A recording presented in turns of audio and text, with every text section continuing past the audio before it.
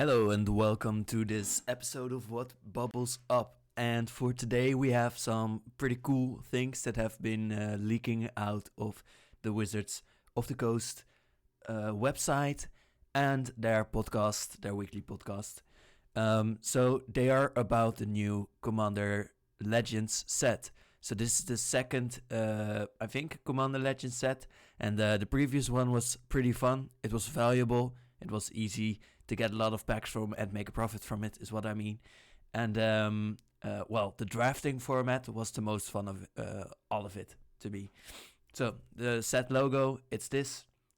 Wizard said this about it. It's a shield with some spiky star things, and that's relevant to Dungeons and Dragons. I think that's a great analysis of this new logo.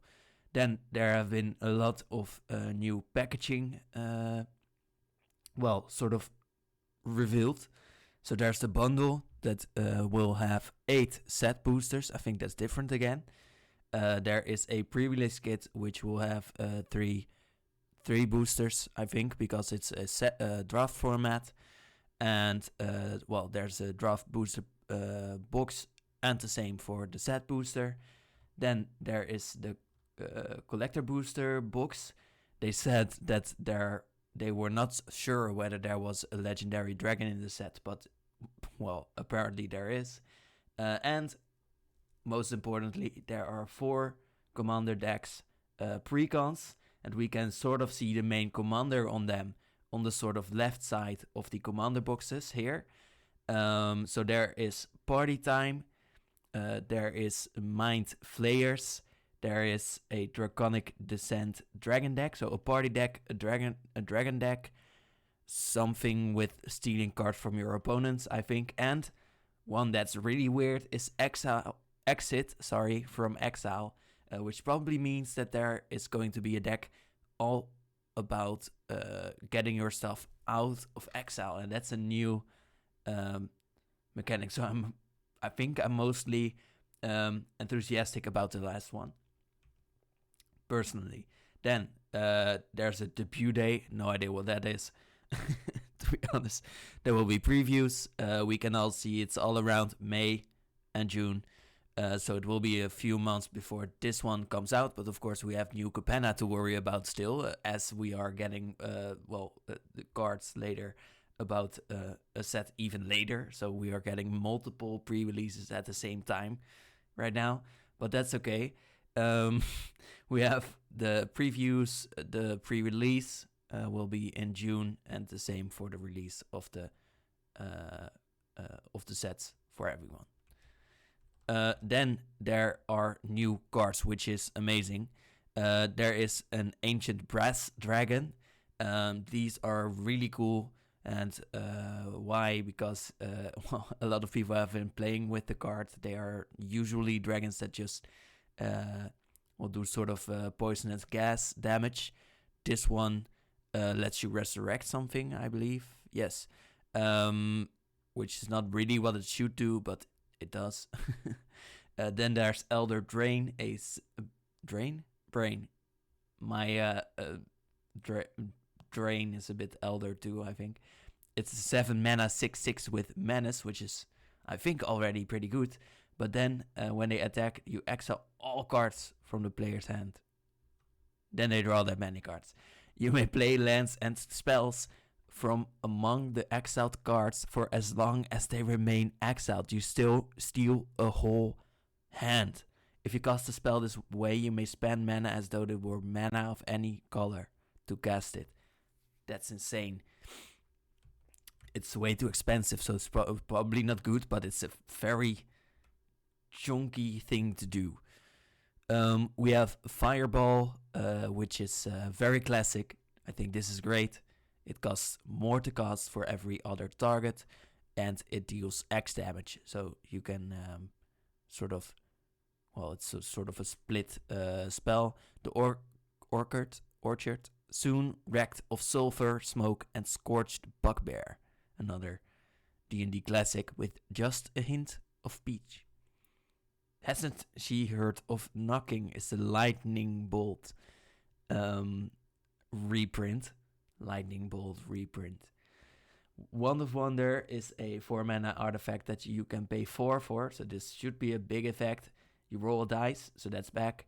Each opponent exiles cards from the top of the library until they exile an instant or sorcery card, and you may cast up to X instant and or sorcery cards from the exiled cards. So again, stealing a lot of stuff. And you have rolled to be able to cast these spells for free, and then you get 1, 2, or 3. Then there's Minsk and Boo. This is a commander planeswalker. They have said that there will be no non-commander planeswalkers, so apparently there are more. But this one, when they enter, they create a Boo, a 1/1 hamster, and they do so at the beginning of every one of your turns as well. Then you may put a +1 counter on every creature with haste or trample. Well, Gruul will want to do this, so trample, haste, tribal, and Gruul is not even a thing. They all have it. both of the keywords probably. Then you may sacrifice a creature and deal X damage to any target, so you may fling a creature for the -2, and if you sacrifice probably Boo, then that way you may draw X cards as well, so probably like 4 cards, which is a lot. Then there are these reprints, which are cool. These almost always enter untapped in Commander. Yeah, almost always, because you might have killed too many opponents. And they have some new flavor texts. Servants tend the gardens meticulously, ensuring that upper city residents aren't bothered by the messier parts of nature. Very Celestia of them. In opulent chambers behind closed doors, dynasties are made and broken with a few murmured words. No one really knows how deep the waters go beneath the Undercity, nor what amorphous horrors lurk within. Then there is Reflecting Pool, but first to Sea of Clouds. A shoreless sea extends to every horizon, sharing its beauty only with those who can fly high enough to see it. Beautiful. And the village's name was long forgotten, its crumbling ruins a monument to the fragility of civilization. Very Gruul as well. And then for Reflecting Pool, a card that is great in Commander, does all your colors probably. Gil stared into the pool and saw a stranger. The similarities were uncanny, but it was not him. It was someone else. And then there's this beautifully edited pages. Command Fest is coming up, so there will be live Commander moments. It will come out around June 10. They have revealed this as well. Commander gets an alchemy set on Arena. This is just for 1 versus 1s, so it's not actually a 4-person Commander game, which would be, I think, easy to do. Then they did a Q&A, and the most heard answer was, you will have to wait and see, or something. So I have filtered all of those out. Will there be box toppers in the set? No, is what they said in that way, so I had to do it again. Draft contents will be the same. Reprints, yes, there will be reprints. Are there partners? No. Why are there only 98 cards in the pre-con? Wait and see. So that is a weird thing. There will be a card like Piper again, but it will not be the same card. So this will be a card that sort of fixes the colors for the draft format.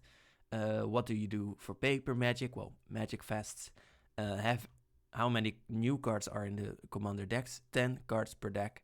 And the other ones will all be reprints, which is, I think, could be cool. And every Commander deck, starting from New Capenna, will also come with a collector booster. So you will all be forced into randomness like I am. Foil Edged, yes, will return. So that's cool. Pre-release kits get 3 draft boosters. Like I said before, they will also have a foil rare, at least maybe a mythic, I don't know, but they will be rare. And and a dungeon card. So this mechanic will return as well. I don't know if they will be new dungeon cards. He wouldn't let up about it, but there will be this mechanic again. Then Story for New Capenna will start this week, so that's really soon. I think Thursday will be the first day that we will see a new Capenna story, and there will be new music for the set as well. Then there was that was the part for New Capenna and the new things. There was one article that was interesting outside of that, and it was actually about explaining jokes from an onset, and I picked out my favorites from it. The first thing is not really a joke, but what I like is that they use this amateur author to show, well, people from different cities. Ravnica, you see here a Celestia person. Innistrad, you see here a Thraben person. They throw around a lot of popular names, mazes and maze runners, Guild-backed Grizzlebrand, Lily Vess, Elspeth, Heliod for Theros, and Eldrazi, Hugin for Zendikar, so I think that's cool. Cryptic Command, they have talked about this before, but the person that was making this art sadly passed away. So Wayne England passed away, and then Sultan Burrows got the honor, I think, to remake the art, and they still kept the card, but now they gave them both a different mechanic, which I think is really cool. Extremely slow zombie because it fits the channel. Brains, etc. Masterful Ninja is a troll ninja, but you can't see it because it's a good ninja. Super Duper Death Ray passes through someone, so this is the target. This is the person it passes through and hits the wall. I think that's funny. This about the Bayless and the other creatures is very fun too, I think, because these are all beasts, and the joke was that beasts can be almost anything. And then this is really cool, the fact that they got this card first, a guy punching a bear, then a guy punching a dragon to play it up somewhat, and then a bear punching a dragon. So maybe we should have someone punch a man or something. And that was it. And I will say thank you for watching. I try to keep these really short to have like a really good summary for these news episodes that take an hour. So let's keep it that way, and have a nice day.